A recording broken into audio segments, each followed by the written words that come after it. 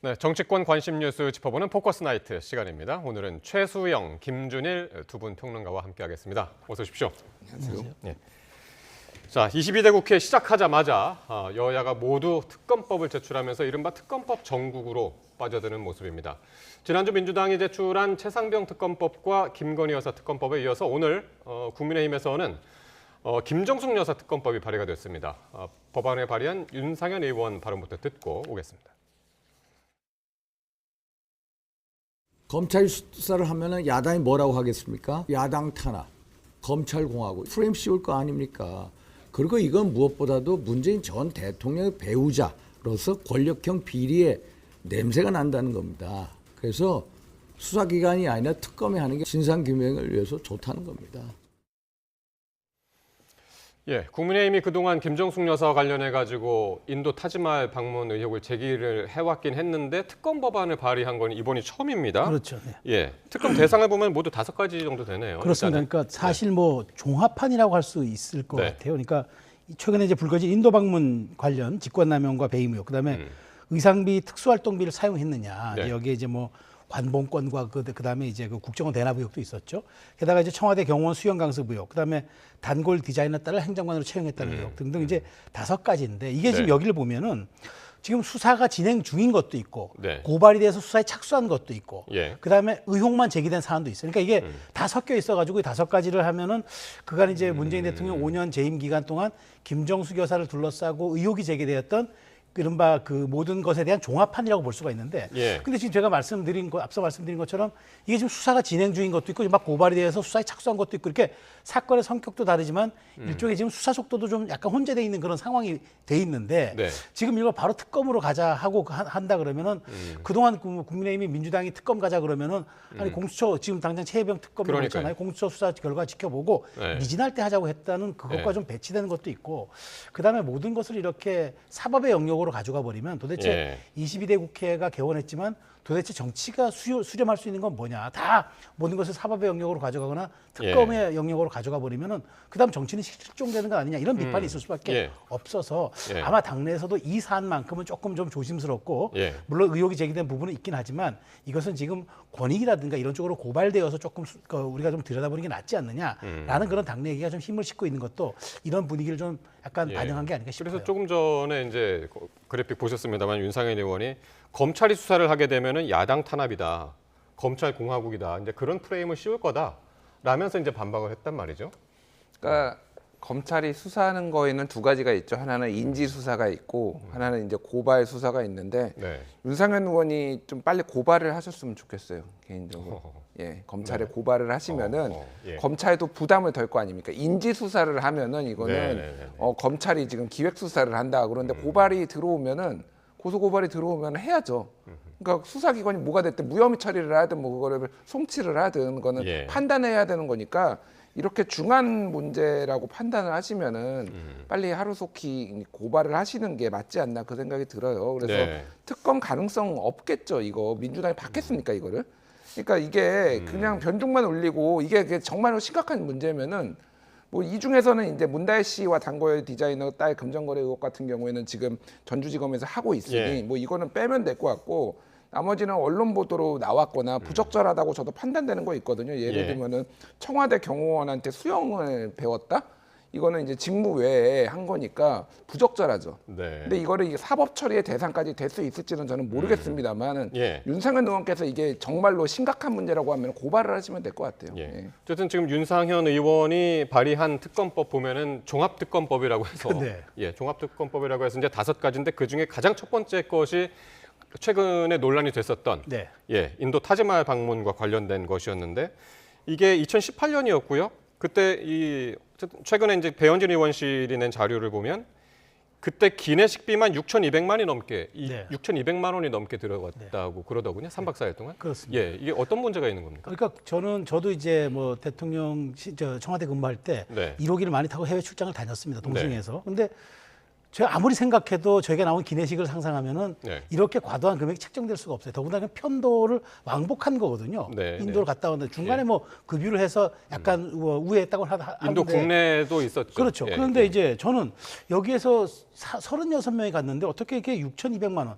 사실 이게 그 항공기는 백등유라는 이제 아주 고품질의 연료를 쓰기 때문에 네. 거의 6천만 원이 이제 항공 비용이니까 연료 비용이 들었다는 거예요. 근데 비행기 연료 비용과 사람이 먹었던 식비가 거의 동일하게 들었다는 거는 예. 이건 누가 봐더라도 조금 문제가 있지 않느냐 이런 이제 얘기들이 나오는 거죠. 예. 그런 측면에다 이제 불거진 게 여기에서 식비의 과도함들 그래서 혹시나 뭐 고가의 음료가 있지 않았느냐 이제 이런 의혹도 예. 제기되는 상황에서 뭐 와인을 마실 수도 있고요. 비행기 근데 안에서는 보통 이제 1등석에는 그렇죠. 제공이 근데 그게 되니까요. 너무 고가일 경우에는 이제 이런 좀 말하자면은 좀 네, 과도한 네, 금액이 네. 책정될 수 있다 이런 의혹도 나오고 있고 예. 중요한 건 더더군다나 이때 이제 단장은 말하자면 그 도종환 문체부 장관이었는데 그 영부인인 김 여사는 특별수행원 자격으로 합니다. 뭔가 네. 이게 본말이 전도된 느낌이잖아요. 인도 정부가 초청하신 주비는 특별수행원이고 그다음에 거기에 이제 사실은 장관이 따라가는 거는 어찌 보면은 정부 대표단의 그냥 일원으로 갈 수 있는데 이분이 단장이었단 말이죠. 그러면 뭔가 이거는 우리가 자연스럽게 초청장을 받은 게 아니라 예. 우리가 혹시 옆구리 찔러서 받아낸 거냐 이런 또 의혹이 제기될 수밖에 없어서 이게 지금 네. 겹치기 논란이 있는 건데 예. 어찌됐건 저는 민주당에서 이 부분에 대한 거는 좀 명쾌한 좀 해명이라든가 다른 자료가 네. 있어야지 이거 지금 계속 뭐 김건희 여사 물타기 아니냐 이렇게 주장하는 건 설득력이 없다고 봐요. 예. 그러니까 특히 이제 문재인 전 대통령이 이제 회고록에서 첫 배우자 단독 외교다라고 이제 규정을 해서 지금 이게 특별수행원 그리고 단장은 장관, 여사는 특별수행원 이게 이제 맞느냐 이 논란도 있거든요. 뭐 충분히 논란이 될 만한 사안이라고 네. 보고요. 일단 이 6,200만 원 든 거는 기내식비. 예, 이게 문화체육관광부가 대한항공에 지급한 거거든요. 네. 그러니까 지금 문화체육관광부가 자료를 공개하면 됩니다. 왜? 그러니까 그때 자료가 다 남아 있는 거예요. 그러니까 네. 지금 배현진 의원실한테 제공을 한 거잖아요. 그렇죠. 문체부에서 제공한 거죠. 그러니까 제가 그래서 윤상현 의원한테 말씀을 드리는 게 빨리 예. 고발을 하시면은 문체부를 검찰이 압수수색하거나 대한항공을 예. 압수수색하면 됩니다. 그러면은 도대체 이 6,200만 원의 성격이 뭐냐 그러면은 6,200만 원을 받아가지고 대한항공이 뭐 리베이트로 김정숙 여사한테 줬느냐 뭐 이런 거를 밝힐 수 있지 않겠습니까? 그러니까 지금 자료는 다 문체부에 있어. 이게 그래서 네. 좀 웃긴 얘기예요. 그러니까 지금 뭐 어느 정권이 됐든 자료는 다 남아 있단 말이에요. 그러니까 근데 일단 세부 이렇게- 내역에 대해서 네. 왜 그러면 많이 들었는지 이게 이거를 문체부가 밝히면 되는 건데 이거를 예. 지금 김정숙 여사한테 왜 밝히라고 하는지는 잘 모르겠고 예. 이 또 뭐야 특별수행원 이거는 이제 해명하고 다르죠. 근데 이제 그거는 정치적 의미로 그렇게 말씀하신 것 같아요. 그러니까 일단은 여사의 단독 외교라고 하는 것도 외교부가 그 책이 나오자마자 회고록 나오자마자 이 외교부가 얘기한 게 이거 김희호 여사 아니 저기 네. 맞나요? 저기 예, 맞습니다. 김대중 예, 대통령 김대중 의 대통령 때. 배우자께서 유엔에 가서 연설한 게 이미 첫 단독 외교였다라고 했으니 네. 단독도 아니었고 그리고 이제 자격 문제가 이제 뭐 불거진 거죠. 그러니까 이게 대통령은 처음에는 인도에서 윤석열 아니 문재인 이희호 대통령 여사였고요. 죄송합니다. 네, 이희호 죄송합니다. 여사였고. 예, 네. 요즘 하도 많이 해서 이희호 여사요. 네. 그리고 문재인 대통령은 처음에 인도에서 모디 총리가 초청을 했는데 문재인 네. 대통령이 갔다 온 지 5개월밖에 안 됐다. 그다음에 강경화 외교부 장관은 또 그래서 대체해달라고 했는데 그것도 뭐 여러모로 일정상으로 안 됐다. 그래서 지금 뭐 요거는 이제 말이 엇갈리는데 그래서 김정숙 여사를 저쪽에서 인도에서 초청했다라는 문재인 대통령 측 주장과 이쪽에서 김정숙 여사를 이제 추천했다는 이제 뭐 지금 여당의 주장 뭐 이런 게 이제 네. 엇갈리고 있는 거고 예. 사실 뭐 그게 뭐 중요한가 그런 생각을 합니다. 결과적으로 보면 이 외교가 인도에서도 굉장히 모디 총리하고 면담도 하고 잘 됐잖아요. 그리고 이제 뭐 타지마할을 이제 뭐 마지막에 이제 방문을 해가지고 그쪽에 타지마할을 이제 우리나라에 알리는 뭐 이런 것도 있었는데 뭐 이를테면은 영국 엘리자베스 여왕이 안동 하회만을 간과하고 뭐 이제 비교하는 윤건영 의원 뭐 이런 분도 계시는데 제가 말하는 거는 이게 문제가 있으면은 그러니까 정치적으로 좀 부적절할 수는 있을 것 같아요. 근데 웬만하면은 외교는 건드리지 않는 게 상대국이 있기 때문에 이런 거를 계속 문제 삼으면은 상대국에서 굉장히 불쾌하거든요. 지금 이 소동을 보고 인도에서 예. 명백하게 불법이 있거나 그러면 모르겠는데 뭐 순서를 누가 먼저 했네 안 했나를 가지고 지금 이렇게 파는 게 예. 국익에 도움이 되는지는 모르겠고 이 돈 문제는 빨리 고발을 해가지고 이 돈 문제 실체를 밝히는 게 예. 국민적 의혹을 해소하는 데 도움이 되지 않을까 그렇게 보여집니다. 이 사안 하나하나에 대해서는 뭐 어느 분이든 우리 평론가 여러분도 그렇고 이제 하실 말씀들은 이제 굉장히 많은데 일단은 윤상현 의원이 이렇게 특검법 발의는 했는데 여당 수가 지금 워낙 적기 때문에 그렇죠. 통과될 가능성이 있을까 하는 부분인데 일단 국민의힘 당 내부에서도 부정적인 의견이 나왔습니다. 성일종 국회의원 국민의힘 그 사무총장의 발언 듣고 오겠습니다. 모든 것을 특검으로 하자 그러면 대한민국 검찰이 왜 있어야 하고 경찰이 왜 있어야 하고 사법기관이 왜 있어야 하겠습니까? 저는 사인할 생각이 없습니다. 수사가 미진하거나 문제가 있었을 땐 특검으로 가야 되겠지요. 마치 민주당 의원의 이야기 같은데 네. 일단 성일종 사무총장의 이야기였습니다. 그러니까 이건 역시 검찰이나 기존 수사기관이 먼저 수사를 해야지 특검을 바로 하는 거는 이건 민주당 논리다. 뭐 그런 취지입니다. 그렇죠. 그러니까 네. 뭐 늘 이제 국민의힘이 얘기했잖아요. 네. 아니 수사 결과를 보고 해도 늦지 않다라고 얘기를 했는데 왜 이렇게 빠르게 가냐. 더더군다나 사실 지금 윤상현 의원이 당권 후보로 거론되는 것 아닙니까? 그러다 네네. 보니까 지금 좀 일종의 강성 지지층과 당원들의 이제 그런 주류 당원에 좀 부합하기 위해서 어필하기 위해서 이렇게 강한 법안을 꺼내 든 것 아니냐 그런 해석도 있어요. 그렇기 때문에 네. 지금 당을 이끄는 사무총장 입장에선 여기에 대해서 조금 말하자면은 그 편을 든다거나 조금 말하자면 과도하게 그러니까 지금 여기에 대해서 힘을 실어주는 모습으로 비춰질 때 네. 그 후폭풍도 있을 거예요. 그러다 보니까 지금 이렇게 얘기를 하는 것 같은데 저도 가능성은 없다고 봅니다. 왜냐하면 108석 가지고 어떻게 다 모여도 안 되는 그러니까 일단 마당에 과반은 돼야 되는데. 그러니까 다 모여도 안 되는데 이렇게 당에서도 일부 기류와 좀 다른 얘기가 있기 예. 때문에 저도 어렵다고 보는데 네. 다만 이건 분명히 있을 것 같습니다. 지금 국민의힘 내부에서 이 문제를 이렇게 5개를 다 총력전으로 화력을 집중할 것이냐 아니면 인도 방문만 뭐 김준일 평론가께서는 이게 외교 문제를 이렇게 건드리는 게 맞느냐고 하지만 상당 부분 국민적 의혹이 있는 게 사실이고 해명이 미진한 것도 사실입니다. 그렇다면 방법은 국민권익위원회라든가 그러니까 네. 검찰의 수사가 아닐지라도 예. 충분히 조사가 진행될 수 있는 그런 기관에 이걸 이첩하거나 고발할 경우에는 사안이 진행될 수 있고 또 그것은 또 국회라는 공적인 무대에서 확인할 수가 예. 있기 때문에 예. 그런 쪽으로 좀 가는 방식으로 가닥을 잡지 않을까 저는 그렇게 전망합니다. 특검보다는 그쪽 네. 먼저. 네. 그래서 이제 이준석 개혁신당 대표는 또 뭐라고 했냐면요. 윤상현 의원의 이제 특검 발의를 이거 방송 용어 일단 제가 찾아봤습니다. 이게 사전에 나옵니다. 생쇼라고 예. 했습니다. 그러니까 이게 지금 윤석열 정부 순방 예산도 공개를 한다면 해볼만 하겠다라는 거였습니다. 그랬더니 배현진 의원이 뭐라고 했냐면 국회가 편성하는 정상적인 국가 정상 외교하고 이거를 같이 비교하는 게 맞냐. 그런 취지의 이야기를 했단 말이죠. 네, 어떻게 보십니까? 이준석 대표 바로 옆방이 윤상현 의원 방이에요. 네. 그래서 윤상현 의원, 이준석 의원이 처음 네. 등원할 때 윤상현 의원이 마중 나와가지고 손잡고 같이 예, 이제 예, 올라갔는데 예. 하루 만에 이제 생쇼로 가지고 이제 그러게요. 이렇게 됐습니다. 어. 그러니까 이준석 의원의 의견인 것 같고요. 근데 이제 생쇼라는 표현은 조금 자극적이지만은 이렇게 네. 나온 얘기가 이게 될 가능성도 없고, 예. 그러니까 얘기했듯이 국민의힘 내부에서도 이를테면 논란이 있고, 뭐 이런 네. 여러 가지 상황으로 그러니까 봤을 여당에서 때, 특검법을 발의하는 게 맞느냐 이제 뭐 그런 거죠. 그렇죠. 기존 그러니까 수사기관들은 검찰 먼저 수사가 봐야 된다. 미진하고 검찰을 못 믿겠다라고 예, 하는 예. 거는 보통 야당이 한 거지. 인사권도 가지고 있고 법무부의 통제 아래 검찰총장도 대통령이 임명을 했는데 그런 이거를, 취지에서 예, 생쇼라는 말이 나온 그런 거죠. 생초가 네. 나온 거고, 그리고 그 다음에 이제 윤석열 네. 정부 순방 예상도 공개한 다음에 해볼 만하다 뭐 이런 네. 건데, 그러니까 이게 무슨 얘기냐면은 이준석 의원의 얘기는 쉽게 얘기를 하면은 네. 아주 심각한 불법이 있지 않으면은 외교 네. 문제는 가급적 건드리지 않는 게 원칙이라는 거예요. 네. 왜냐면은 이거는 국내 문제가 아니라 상대가 있는 문제고요. 그렇게 될 경우엔 상당히 외교적 문제가 추후에 발생할 수도 있기 때문에 윤석열 정부에서 지금 작년에만 532억 원인가 지금 썼잖아. 예비비로 도대체 네. 추가적으로 왜 그렇게 썼냐. 뭐 구체적으로 보면은 뭐 한태평양 도서국 정상회의 경우 50억 500만 원. 뭘 하는데 그렇게 50억이나 쓰죠? 그러니까 추가적으로 왜 이렇게 많이 써야 되는지 뭐 이런 거 파고들기 시작하면은 예. 복잡해진다라는 거예요. 그러니까 그래서 심각하게 진짜 너무너무 개인이 횡령을 했다라든지 이런 게 나오지 않으면은 가급적이면 이런 거는 건드리지 않는 거가 원칙이다라는 거고요. 뭐 배현진 의원은 본인이 이제 당에서의 어떤 역할 이런 것 때문에 말씀하시는데 저는 뭐 필요하면은 검찰 고발을 빨리 하셨으면 좋겠다. 예, 계속 말씀드립니다. 예, 이게 심각한 불법이 있으면은 빨리 하는 게 맞을 것 같아요. 예. 알겠습니다. 오늘 제가 이제 우리 포커스 나이트 시작하면서 이제 특검법 정국 이렇게 얘기를 했는데요. 오늘 민주당에서는 또 다른 이제 특검법을 발의를 했는데 이른바 대북 송금 검찰 조작 특검법입니다. 법안에 발의한 민형배 그리고 이성윤 의원 두 분의 발언 듣고 오겠습니다. 정적을 제거하기 위해서 특히 이재명 대표를 죽이기 위해서 온갖 조작 수법이 동원됐습니다. 특검법을 발의하게 된 1등 공신은 바로 정치 검찰입니다. 이번 특검 법안은 검찰의 잘못된 수사 관행을 바로잡고 검찰을 국민의 품으로 돌아오게 하도록 만들었습니다.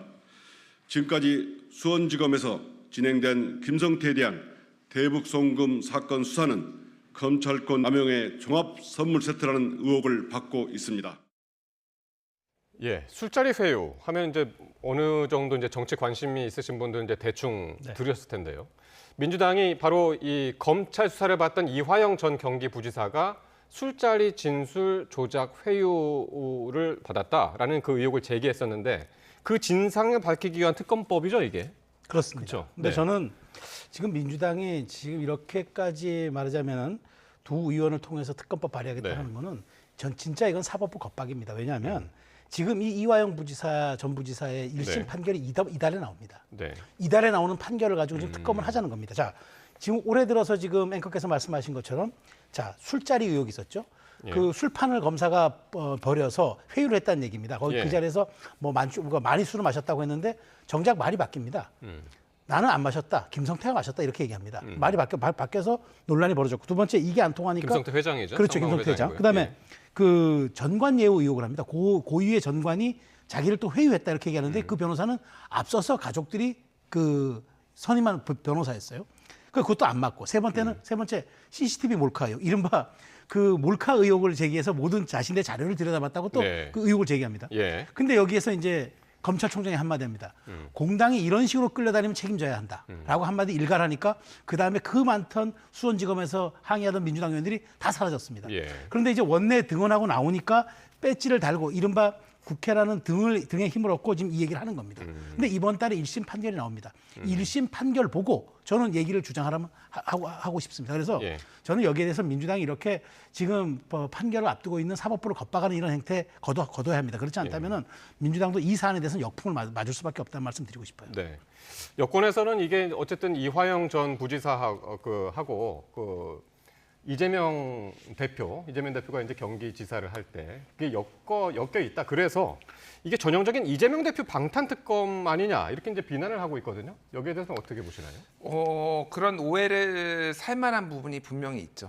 뭐 지금 상황에서 이제 우리 최수영 평론가께서는 이제 겁박이라고 하셨는데, 그러니까 겁박이라고 보지는 않아요. 왜 그러냐면 이게 미묘하게 차이가 있는데, 왜냐하면은 이건 사법부를 겁박을 하는데 네. 특검법을 발의한다고 판사가 압박을 받지는 않죠. 그러니까 검찰이 압박을 받는 거죠. 이거는 판사가 받는 건 아니잖아요. 예. 그러니까 판사가 이거에 대해서 특검법이 발의되든 안 발의되든 본인이 판단할 겁니다. 다만 이제 검사가 그러면은 뭐 구형량을 낮추고, 근데 구형은 이미 된 상황이고, 그러니까 이거가 직접적으로 지금 당장에 선고에 영향을 미치리라고 저는 보지는 않습니다. 네. 다만 이거는 이재명 대표와 굉장히 밀접하게 관련이 있는 것이고, 아마 1심 판결 이후에 2심에 갈 때는 그때는 검찰 수사에 대한 압박이 될 수는 있겠죠. 그러니까 네, 그 예. 이유까지 좀 본 포석이 아닌가, 그렇게 이제 해석될 여지가 굉장히 많은 것 같고요. 그러니까 이게 약간 우려스러운 부분은 일단은 지금 너무 많은 특검법들이 계속 나오고 있는데 다른 특검에까지 영향을 줄 가능성, 네. 피곤하다 국민들이 예. 왜 이렇게 예. 특검이 남발되느냐라고 예. 거에서 우선순위에 있어서도 이게 정말로 급한 것인가, 뭐 이런 생각이 드는 거는 있고, 다만 술자리 회유 의혹은 저는 이거는 밝혀져야 된다고 예. 봅니다. 어쨌든 이거는 굉장히 진술이 엇갈리고 있는데 꽤 구체적인 정황들이 어쨌든 나오긴 했거든요. 이화영 네. 부지사로부터. 그럼 이거는 공수처에 수사를 맡기는 게 맞지 않나. 지금 이쪽에서 기록이 없다라고 하는데 공수처가 일단은 뭐 검찰과 관련해서는 수사를 할 어떤 자격이 있기 때문에 그쪽으로 가는 게 좀 맞지 않나. 그 어쨌든 생각이 지금까지는 이제 검찰은 뭐 조사실 구조라든가 뭐 이런 정황상 이제 그런 일은 절대 없었다라고 이제 하고 있는 상황이고, 어쨌든 이번 특검법 대북 송금 검찰 조작 특검법이 이제 어쨌든 검찰을 수사 대상으로 하는 첫 특검법이기 때문에 과연 그런 검찰은 이걸 어떻게 보고 있을까 궁금해서 이제 기자들이 오늘 퇴근을 하는 이원석 검찰총장을 만나봤습니다. 어떤 이야기를 했는지 한번 들어보시겠습니다. 이화영 부지사의 변호인이 이화영의 유죄는 이재명 대표의 유죄를 강력히 추정한다는 그런 주장까지 한 바 있습니다. 검찰은 이러한 특검은 검찰에 대한 겁박이자 사법부에 대한 압력이라고, 그래서 이러한 특검은 사법방해 특검이라고 판단하고 있습니다. 네. 직접 겁박이라는 얘기를 여기 직접 했네요. 네. 검찰총장이. 검찰에 대한 겁박이자 사법방해 특검이다. 예, 어떻게 들으셨습니까? 그 저는 검찰총장으로서 아주 깔끔한 대응을 했다고 봐요. 지난번에도 이렇게 대응해서 뭐라고 했냐면 공당이 과연 책임질 수 있겠냐 한번 판단해봐라고 하니까 네. 민주당이 그다음에 공세가 쏙 들어갔습니다. 네. 그런 측면에서 저는 이렇게 생각합니다. 지금 뭐 그 여러 가지 해석이 있다는 저 우리 김준일 평론가 말에 저는 동의하는데 여기에서 가장 중요한 건 그겁니다. 지금 오로지 지금 민주당은 이화영 전 부지사에 대한 판결이 나오기 직전에 모든 화력을 제가 총동원하고 있는 거는 지금 말한 것처럼 이화영의 유죄가 이재명 대표의 유죄로 연결될까 봐 전전긍긍하는 거예요. 그래서 이게 설령 유죄가 나오더라도 네. 이런 특검을 발의를 해놔야 뭐가 되냐면은 뭔가 오염된 진술과 오염된 증거 조작에 의해서 억울하게 당했다라는 그런 주장과 프레임을 짜서 계속적인 공격을 할 수 있으니까 그런 물을 미리 타놓는 겁니다. 그런 측면에서 저는 아주 이건 정략적 특검이라고 보고 이게 무슨 진실 규명과 무슨 상관이 있습니까? 그렇게 해서 저는 이건 어쨌든 이건 이재명 대표를 보위하고 보호하려는 그런 민주당의 당 차원의 방탄이기 때문에 이 부분은 검찰총장이 저는 깔끔하게 지적했다고 봅니다. 네, 어떻게 들으셨습니까? 그러니까 지금 이화영 부지사가 지금 받고 있는 게 쉽게 얘기하면 카드 부정 사용이에요. 그러니까 대가성이 있게 쌍방울로부터 법인카드 받아가지고 본인이 사용한 것도 아니고 제3자가 이제 근데 그 뭐 부적절한 관계로 의심되니 뭐 이런 얘기까지 나온 거잖아요.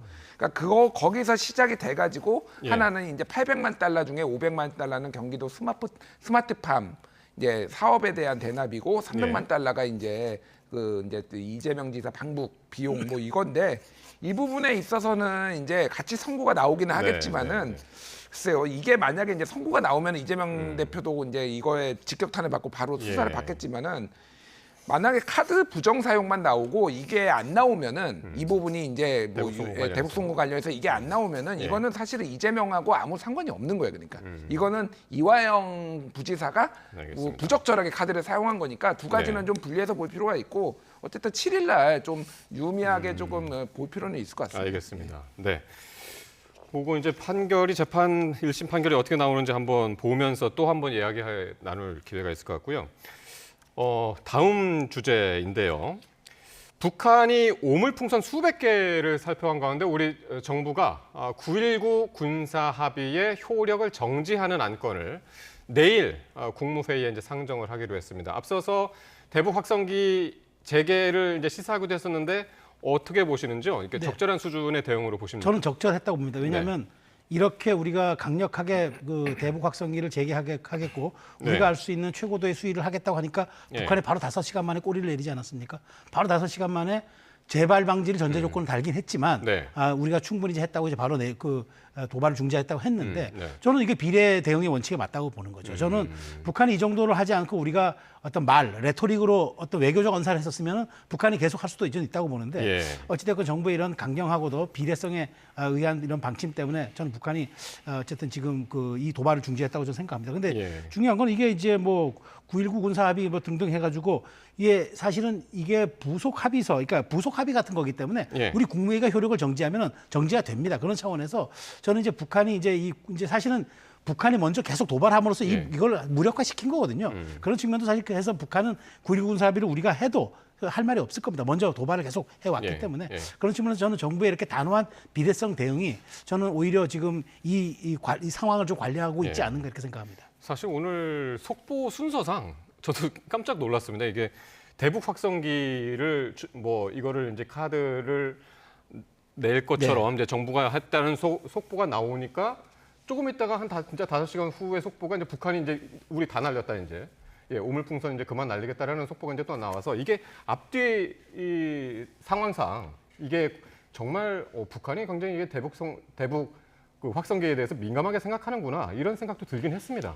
그러니까 대북 확성기를 하겠다고 하니 뭐 한 건지 아니면은 이게 본인들의 원칙에 따라서 이게 왜냐하면은 비밀을 주면 안 된다라는 것도 있잖아요. 그러니까 북한의 입장은 정확하게 남측에서 이런 이제 뭐 풍선을 보내니 우리도 거기로 풍선을 보낸 거잖아요. 그러니까 북한의 입장에서 보면은 이쪽이 먼저 원인 제공을 했다라는 거니까 이쪽에서 안 보내면은 우리도 이제 안 보내겠다 뭐 이런 거죠. 그러니까 근데 문제는 이제 우리나라의 지금 그 대북 전단 말씀하시는 거예요? 대북 전단 우리가 보내는 대북 우리나라 전단. 시민 단체들이 북한 관련 단체들이 계속 보내고 있잖아요. 그러니까 그리고 그 풍선을 보낸 거다. 이제 북한 입장에서는. 북한 입장에서는 그런 네. 거지 뭐 다른 것 때문에 보냈다라고 할 수 없으니 네. 사실은 대북 확성기 때문에 정말로 멈춘 것인지 아니면은 본인들의 비례 원칙을 밝힌 것인지는 잘 모르겠습니다. 네. 과거에는 그리고 굉장히 민감하게 반응을 한 것도 맞는데 예. 지금 이게 정말로 무서워서 그러면 오물 풍선을 안 보내는 것일까? 뭐 이런 거는 저는 뭐 의구심은 들어요. 다만 네. 이제 결과적으로 그렇게 보이는 거고 네. 중요한 거는 어쨌든 이제 최수영 평론가님께서는 적절한 대응이었다라고 말씀하시는데 네. 대북 확성기를 재개를 하는 게 정확하게 비례 원칙에 맞는 것인가에 대해서는 저는 조금 의문이 있기는 해요. 그러니까 뭐 많은 이제 뭐 북한과 관련해서 이제 수단들이 있는데 가장 뭐 치명적이다, 뭐 가장 뭐 아픈 말, 뭐를 하겠다라는 건데 정말로 네. 그게 아픈 것인지 잘 모르겠고요. 첫 번째. 그리고 두 번째는 이렇게 될 경우에는 저쪽에서도 이제 뭔가를 파기할 빌미를 주는 거잖아요. 네. 그러면 이제 서로 계속 파기하다 보면은 이제 뭐 도발적인, 우발적인 무력 이제 도발이라든지 이제 분쟁이 생길 경우에 여기를 어떻게 그럼 막을 것인가, 어떻게 예. 이거를 예방할 것인가에 대한 지금 아무런 보관이 없어 보여서 굉장히 우려되는 상황이라고 조금 전에 저는 이제 생각합니다. 그래픽 잠깐 나갔습니다만 일단 9.19 군사 합의 관련해서 쭉 보면은 일단 작년 11월 23일 날 북한이 군사적 조치를 다시 회복하겠다. 그렇죠. 이런 얘기를 했기 때문에 사실상 그때 파기가 되긴 그렇죠. 한 거였거든요. 네. 네. 저는 그래서 이제 이게 정확하게 말씀드린 9.19 군사 합의가 이게 뭐냐면은 9월 우리 평양 공동선언이라는 걸 했었어요. 그 당시 네. 문재인 대통령과 김정은 북한 국무위원장이 그 부속 합의서거든요. 세 가지 조항인데 판문점 선언에 대한 어떤 말은 후속 조치 같은 거예요. 그래서 네. DMZ의 비무장화, 그다음에 서해 평화구역 조성, 그다음에 군사 남북 당국자회담 정례화 이건데 예. 이게 없어지는 겁니다. 그러니까 사실상 과거로 돌아가는 거죠. 네. 초소 다 없앤 거 기억하시잖아요. 다 복원되고 있지 않습니까? 그런 측면에서 남북한이 다시 이제 6년 전으로 되돌아간 겁니다. 그런 측면에서 저는 북한이 먼저 군사 정찰 유성이라든가 그다음에 군사 조치 회복을 하겠다고 먼저 선언을 했는데 우리가 손을 네. 놓고 있다? 이건 우리의 직무유기 아니겠습니까? 네. 전 그래서 우리 정부에서 적절한 대응을 했다라고 말씀을 드리는 겁니다. 알겠습니다. 자, 그러면 이렇게 이제 북한의 오물풍선 등 이딴 도발의 원인과 대책을 두고요. 정치권 내탁 공방이 또 여야가 일고 있는데 우리 제작진들한테 부탁을 하면은 이 여야 공방을 한번 같이 올려주시죠. 일단은 추경호 원내대표부터. 네. 김정은 정권은 본인들이 저지른 도발에 대해 반드시 응분의 대가를 치르게 될 것입니다. 당정은 김정은 일가의 가장 효과적이고 치명적인 방안을 강구하여 책임지고 이행하겠습니다. 대한민국 제1야당 민주당 역시 그 책임에서 결코 자유로울 수 없습니다. 지난 문재인 정권과 민주당은 위장 평화쇼를 위해 굴종적 대북관과 저자세로 일관하면서 김정은의 신기 경호에 몰두했고 왜 그렇게 긴장을 격화시킵니까? 왜 안보를 스스로 위협합니까? 이거 핑계로 안보 위기 조장에서 국민의 희생 위에 정권의 안전을 도모하는 그런 몰상식한 절대로 해서는 안 될 행위 하지 않기를 경고합니다. 대북 확성기 방송을 틀겠다라고 검토하겠다라고 하잖아요. 그러면 북한은 더한 조치를 또 내놓을 겁니다. 말만 지금 큰 소리 뻥뻥 치지 북을 제압하지 못하고 있는 상황에서는 저는 강대강 대응일변도 전략이 맞냐. 예. 지금 네 분의 말씀을 들으셨는데 간단하게 이야기하면 국민의힘은 이 오물풍선 사태가 문재인 정부의 위장 평화쇼 때문이다라는 거고 민주당은 윤석열 정부의 대북 강경책이 자초한 일이다. 라고 이제 서로 니탁 공방을 지금 하고 있단 말이죠. 그렇죠. 네. 저는 그거예요. 지금 윤건영 의원이 네. 강대강 대응 일변도 전략이 많이 하는데 그러면 문재인 정권 당시에 북한 핵 계속 개발하라고 그것을 열어준 건 그게 유화 정책이 통한 건 또 그게 맞습니까? 아니잖아요. 결국은 북한은 핵은 고도화를 했고 네. 우리가 지금 상황 관리가 잘 안 될 정도로 북한은 북한 나름대로 길을 가고 있는데 지금 사실 북한이 저렇게 그 오물풍선 같은 게 이른바 회색지대 전략, 이른바 저강도 네. 전략, 군사 전략이 아닌 그런 전략이라고 하지만 우리 국민들이 받는 피해가 이거 엄중하고 있는데 네. 그럼 우리가 그럼 가만히 대응합니까? 저는 상황 관리를 해야 된다는 말에는 동의합니다만은 네. 그 상황 관리가 무조건 유화적 자세를 보이는 것 이렇게 저는 이거라고 생각하지는 않습니다. 저는 북한에 대해서 우리가 할 수 있는 수단들을 모두 동원하고 네. 또 한편으로는 뭔가 군사 라인이라든가 다른 라인을 통해서 북한과 한반도 정세에 대한 위기 관리를 관리하는 거, 이건 정부의 역량이지만 저는 북한에 대해서 저렇게 강하게 나올 때는 우리도 강하게 나가줘야 예. 비례성의 원칙이 맞다고 생각하는 겁니다. 예. 강경책이냐 남북 간의 대화냐 어떤 게 더 효과적이라고 보시나요? 뭐 하나가 항상 옳지는 않다고 저는 생각을 합니다. 네. 필요할 때는 강경하게 나가고 필요할 때는 온건하게 나가고 그런데 네. 이제 어떤 정권의 관성이란 게 있잖아요. 대체적으로 보면은 강경하게 나가면은 계속 강경하게 나가고 온건하게 나가면 계속 온건하게 나가는 경향이 있습니다. 네. 그래서 뭐 이제 보수 진영에서 뭐 이제 민주당이나 문재인 정부의 어떤 대북 정책을 비판하는 것도 저는 일견 이해가 가요. 네. 근데 뭐 이를테면은 문재인 뭐 이제 북한이 핵을 개발하는 거를 못 막지 않았느냐 문재인 정부의 위장 평화쇼 때문에 네. 그럼 그 평화쇼가 아니었으면은 그러면 막을 수 있나요? 그러니까 어차피 못 막아요. 그러니까 그거를 이제 그나마 잘 해결이 남북 뭐 북미 관계가 해결이 됐으면은 이거에 해결을 하려고 했다가 결국은 안 된 게 뭐 이런 거죠. 그러니까 그런 것들은 다 불필요한 거고. 그러니까 저는 뭐 다른 거보다도 그러니까 이렇게 좀 더 긴장이 지금은 고조될 수밖에 없고 네. 이렇게 서로 조금 격화되는 게 어떻게 보면은 막을 수 없는 그러니까 길이라고 생각을 하는데 현 상황에서는 네. 그러니까 대안이 있느냐 그러니까 제가 말하는 네. 거는 어느 나라든 막 이렇게 하다가도 어느 순간에는 뭔가의 뭐 대화 제스처를 취한다든지 아니면은 예. 그 이후에 어떤 그 좀 더 사태가 격화되는 것을 막기 위한 보강 같은 게 있거든요. 예. 윤석열 정부가 그런 거를 가지고 있는지 좀 의심스럽습니다. 지금까지 사실 대북 정책이라는 게 담대한 구상이라는 레토릭 빼놓고는 아무것도 나오지 않은 상황에서 무엇을 할 수 있을 것인가 뭐 이런 좀 알겠습니다. 능력 자체에 좀 의구심을 가지고 있습니다. 워낙 이 안보 정책이라는 것이 이념이 상당히 개입이 많이 되는 거기 때문에 여기서 해결을 할 수 있는 뭐 주제도 아닌 것 같고 사실은 그래서 정권이 바뀔 때마다 이제 그 정책도 이제 바뀌는 거고 해가지고요. 지금도 이제 계속해서 그 평행선을 긋고 있는 것 같습니다. 자, 이런 가운데 오늘 윤 대통령이 우리나라 동해에 석유와 가스가 매장돼 있을 거다라는 깜짝 소식을 전했습니다. 윤 대통령이 오늘 국정브리핑의 첫 아이템으로 이게 잡았단 말이죠. 네. 어떻게 보셨습니까? 그 굉장히 좀 포지티브한 이슈죠. 그동안 네. 이제 뭐 네거티브하게 있던 사안을 뭐 설명한다든가 해명한다든가 이런 걸 했는데 네. 오늘은 이제 포항 영일 만에 이제 140억 배럴 그 분량에 이제 그것이 자원이 매장돼 있다. 네. 이게 굉장히 이제 큰 금액이기도 하고 그다음에 더 중요한 거는 사실 이런 뉴스가 그러니까 이게 당장 지금 튀어나온 게 아니라 올 2월부터 미국의 유수기관이 와서 계속 탐사 조사를 한 거거든요. 네, 그렇죠. 사전 조사를 그렇게 네, 물리 조사를 했다고 그러죠. 예, 한 것을 지금 말하자면 발표한 거기 때문에 한 예. 4개월이 걸친 조사 결과가 나온 건데 혹시 일각에서는 이게 그 뭐 대통령 국정 브리핑 첫 소식이 네. 너무 좀 장밋빛 희망으로 점철된 것 아니냐 얘기하지만 뭐 사실관계인 걸 어떻게 하겠습니까? 그리고 이게 나중에 이게 이제 매장량이 확인이 돼가지고 개발돼서 수익이 나는 건 윤석열 대통령 퇴임 이후입니다. 그렇기 때문에 뭐 이걸 가지고 너무 윤 대통령이 이제 자신을 세일즈한다 이렇게 표현하는 건 좀 제가 보기에 과도한 것 같고요. 어쨌든 네. 우리가 산유국이 됐고 우리가 자원 보유국이 된다는 건 매우 희망찬 것 아니겠습니까? 네. 아니겠습니까? 더더군다나 이 위치는 우리 배타적 경제 수혜가 안에 있기 때문에 예. 국제적인 분쟁 요소도 전혀 없습니다. 그래서 오히려 저는 이거는 뭐 희망적인 뉴스인데 국정 네. 브리핑의 첫 뉴스로서는 그나마 조금 국민에게 희망을 준 뉴스가 아닌가 그런 생각이 듭니다. 예. 그러니까 이게 매장량이 지금 추정한 걸 최대치로 따지자면은 지금 뭐 나오고 있습니다만 가스는 우리나라 전체가 29년 쓸 수 있고 석유는 4년 동안 이제 쓸 수 있는 양이어서 적지 않은 양이 될 수도 있을 것 같고요. 그런데 이제 야당에서는 이게 왜 지금 이걸 발표를 했느냐, 그것도 이제 대통령이 직접 국면 전환용 아니냐 이런 지금 의혹을 제기합니다. 뭐 의혹이고 말고 뭐 그게 무슨 의미가 있나 그런 생각이 들어요. 국민들이 판단을 하시겠죠. 근데 뭐 저도 그냥 급하구나. 대통령이 참 급하시구나 지금. 뭐 역대 뭐 최저 지지율이 나오고 뭐 이런 상황에서 뭔가 반전 카드를 하시려고 한 것 같고 이거 대통령이 왜냐면은 이게 이제 시추 단계가 아니라 탐사 단계, 지질 탐사 네, 단계잖아요. 네, 네, 보통 이런 거는 대통령이 안 합니다. 그러니까 이거는 관련 부처에서 하고 시추해가지고 직접 나왔을 때 네. 그거는 이제 확실한 거거든요. 네.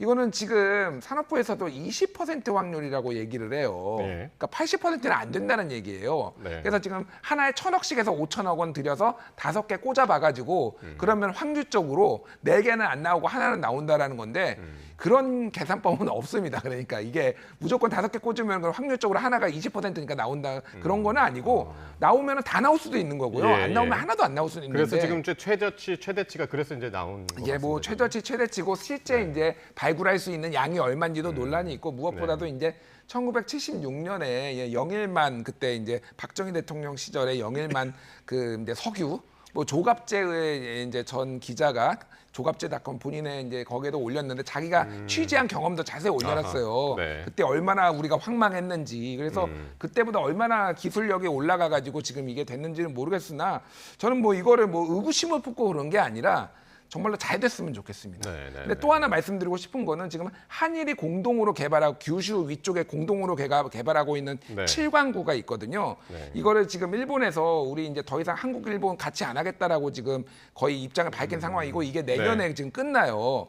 한일 관계가 가장 이렇게 좋아진 상황인데 대통령께서는 그러면 그거에 대해서 어떤 보관이 있는지 그거를 오늘 개혁신당에서 지금 당 차원의 성명을 발표했거든요. 그러니까 거기에 훨씬 더 많은 석유가 있는데 그거는 다 놓치고 지금 이거만 집착하고 있는 거 아닌지 알겠습니다. 좀 우려됩니다. 예. 어쨌든 예전에 우리가 학교에서 배우기로는 석유 한 방울 나오지 않는 나라가 우리가 그렇게 배워왔는데 지금 일단은 천연가스는 지금 생산하고 있는 거고 석유가 한 번도 지금 생산이 안 됐는데 이제 정말 저렇게 됐으면 좋겠네요. 2035년부터 가능하면 이제 그때부터 이제 생산이 가능하다고 하니까요. 자, 이제 남은 시간 동안 이제 국회 여러 가지 일들을 조금씩만 살펴보겠는데 일단 국민의힘이요. 전당대회 선대위가 선관위원 구성을 완료하고 첫 회의를 열었는데 전대 시기가 관심이었는데 이게 파리올림픽 전 하루 전이더라고요. 7월 25일 날로 잠정 결정했네요. 그러니까 개막식 전에 이제 좀 마지막 컨벤션 효과를 좀 가지겠다. 그래서 25일을 데드라인 잡은 것 같은데요. 저는 여기서 날짜보다도 주목되는 게 지도체제에 대한 문제였는데 그 지금 일각에서 황우려 비대위원장도 얘기했지만 대표 선거와 최고위원 선거를 같이 해서 차점자들은 최고위원을 하고 수석으로 그러니까 제일 최다 득표자가 대표 최고위원 한다. 이 안도 검토해 보겠다고 하는데 이건 사라졌습니다. 이 얘기가 굉장히 핵심을 관심을 끌었던 거는 그렇게 된다 그러면은 잠룡들이 집단 지도체제를 형성할 수 있는 그런 사안들이 되기 때문에 했는데 어쨌든 이거는 과거로 했던 것은 이제 회귀했던 거는 어쩌면은 이제 그 지금의 현 상황을 흔들지 않겠다는 얘기 같고요. 이제 남은 과제는 그거죠. 얼만큼 당원 직접 투표와 여론조사 비율을 반영하느냐. 지금 20에서 50까지 여러 가지가 논의되고 있다고 하는데 이제 남은 과제는 7월 25일에 정해졌으니까 얼만큼 이제 그 여론조사 비율을 과거와 같이 50까지 하느냐 30까지 하느냐 이 차이를 놓고 본다면 뭐 유승민 의원의 출마나 여러 분들의 출마 상황이 달라질 수 있기 때문에 이게 남은 변수라고 생각하고 있습니다. 김준일 평론가한테는 요 조국혁신당 얘기를 좀 물어보고 싶은데요. 오늘 22대 국회 첫 최고회의를 열었는데 로텐도홀에서 열었습니다. 뭐 조국혁신당 입장에서는 굉장히 좀 불만스러운 것 같아요. 그러니까 배정된 방들이 대체적으로 별로 뭐 모르겠습니다. 저는 제가 판단내기 어려운데 좋지 별로 선호되는 공간들이 아니었다라고 주장을 하고 있고 제가 여기 들어오기 전에 저희 국회반장하고 이제 통화를 했었는데 거의 국회 구조상 지금 조국혁신당이 받은 그 사무실이 대표실하고 원내대표실하고 있고 확 떨어져 있대요. 딱 떨어져 있고 두 사무실 다 화장실 앞에 있고. 그 얘기를 하면. 그래서 이제 면적도 크지 않고 그래서 지금 굉장히 화가 나 있다고 그러더라고요.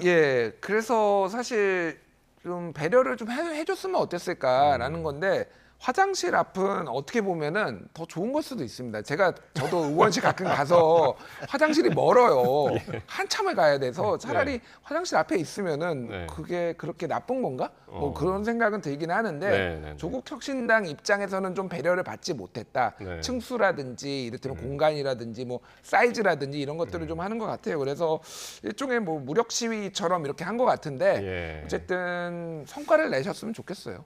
뭐 이거 가지고 한번 이렇게 해서 다음번에는 조금 더 좋은 뭐 자리를 배정받기 위해서 뭐 그런 거 아닌가라는 생각은 드는데 어쨌든 그래서 우원식 의장 체제가 이제 구성이 되면 사무처에 다시 한번 이야기를 해가지고 이제 조정을 해보겠다 그러고 하는데 큰 가능성은 없다라고 이제 저희 기자는 말을 하더라고요. 왜 그러냐면 다른 의원들하고 바꿔야 되는데 그러니까요. 그러면은 이미 다 이제 이사를 해서 이사팀 다 넣어놔. 세팅을 다시 해야 되는 것도 좀 피곤한 일이고 그래서 아마 이렇게 좀 어필을 하는 거는 사실은 또 이것뿐만이 아니라 상임이라든지 이런 데에서 좀 본인들이 원하는 쪽에 좀 많이 배정을 받기 위해서 볼멘 소리들을 좀 미리미리 많이 하는 거 아닌가. 뭐, 전략적으로. 전략적으로 그렇게도 좀 추정이 됩니다. 저도 짧게 한 말씀만 드리면 조국혁신당이 이제 저렇게 하는 건 지금 말씀하신 대로 아마 전략적인 행보 같은데 더 중요한 거는 저 방배정보다도 저는 조국혁신당은 지속 가능한 제3의 원내정당임을 입증하는 거에 과제지 방배정 가지고 저 너무 장기간 끌면 좀 곤란하다라는 말씀드리겠습니다. 앞으로 계속해서 이 방 배정 문제 해결되지 않으면 로텐도홀에서 회의하겠다고 그래가지고 앞으로 어떻게 할지 한번 봐야겠네요, 아침마다. 예, 알겠습니다. 두 분 말씀 여기까지 듣죠. 최수영 평론가, 김준일 평론가였습니다. 두 분 고맙습니다.